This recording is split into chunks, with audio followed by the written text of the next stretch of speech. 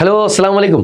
എടാ നമുക്ക് +1 model Arabic എക്സാമിലും model എക്സാമിനും mobile എക്സാമിനൊക്കെ സ്ഥിരം നമ്മൾ ചോദിക്കുന്ന ടൈപ്പ് ഓഫ് ക്വസ്റ്റ്യൻ ആണ്. നമുക്കൊരു പാരഗ്രാഫ് തരുന്നു, താഴെ കുറേ ക്വസ്റ്റ്യൻസ് തരും.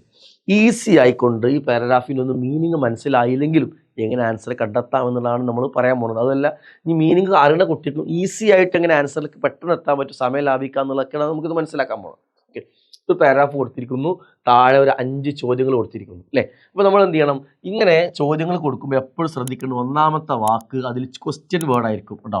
മാ ഹുവ, മാ ഹിയ, മത്ത, ഐന എന്നൊക്കെ ക്വസ്റ്റ്യൻ വേർഡ് ആയിരിക്കും.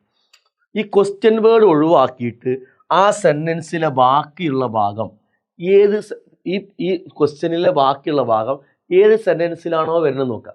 ആ സെൻറ്റൻസിൽ എന്തുണ്ടാവും, അതിൻ്റെ ആൻസർ ഉണ്ടാവും ഉണ്ടോ. ഇവിടെ ഉലിദ ഷായിർ ആഫിൽ എന്ന് പറയാം, അവിടെ ഉലിദ ഷായിർ ആഫിൽ ഇബ്രാഹിം എന്നൊക്കെ ഉണ്ട്. ഓക്കെ, അപ്പോൾ ആ സെൻറ്റൻസിൽ എന്തുണ്ട്, അതിന് ആൻസർ ഉണ്ട്. ആ സെൻറ്റൻസിൽ നോക്കുമ്പോൾ ഐനാണ് അല്ലേ. അപ്പോൾ ഇവിടെ നിന്നുള്ള കറക്റ്റ് അർത്ഥം സ്ഥലമാണ് എഴുതേണ്ടത്. ഇനി ആ ചോദ്യത്തിൻ്റെ അർത്ഥം മനസ്സിലായില്ലെങ്കിൽ എന്ത് ചെയ്താൽ മതി, ആ സെൻറ്റൻസ് അതേപോലെ എടുത്ത് എഴുതിയാൽ നിങ്ങൾക്ക് എന്ത് ചെയ്യും, നിങ്ങൾ ആൻസർ ശരിയാവും. Okay, clear. ഒന്ന് സബ്മിറ്റ് ചെയ്യാണ്.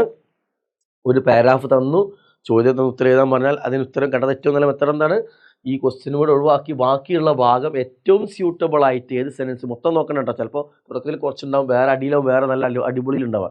ഏറ്റവും സ്യൂട്ടബിൾ ആയിട്ട് ഏത് സെൻറ്റൻസിലാണ് വരുന്നത് നോക്കുക. ആ സെൻറ്റൻസിൽ അതിന് ആൻസർ ഉണ്ടാവും.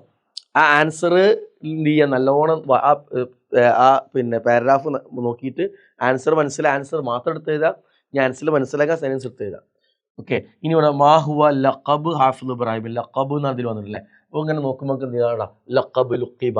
അപ്പോൾ ഈ ലുഖിബ ഷായുർനിയിൽ എന്നുള്ളത് അതിലാണ് ആൻസർ ഉള്ളത്, അതാണ് അതിൻ്റെ ആൻസർ. ഞാൻ അത് മനസ്സിലാക്കി ആ സെൻറ്റൻസ് അതേപോലെ എടുത്ത് എഴുതാം. ക്ലിയർ ആയല്ലോ കേട്ടോ. തൂഫിയ ഹാഫിദ് ഇബ്രാഹിം, തൂഫിയോടെ നോക്കാം, തൂഫിയ ഉണ്ടോ. ഈ സെൻറ്റൻസിൽ അതിൻ്റെ ആൻസർ ഉണ്ട്.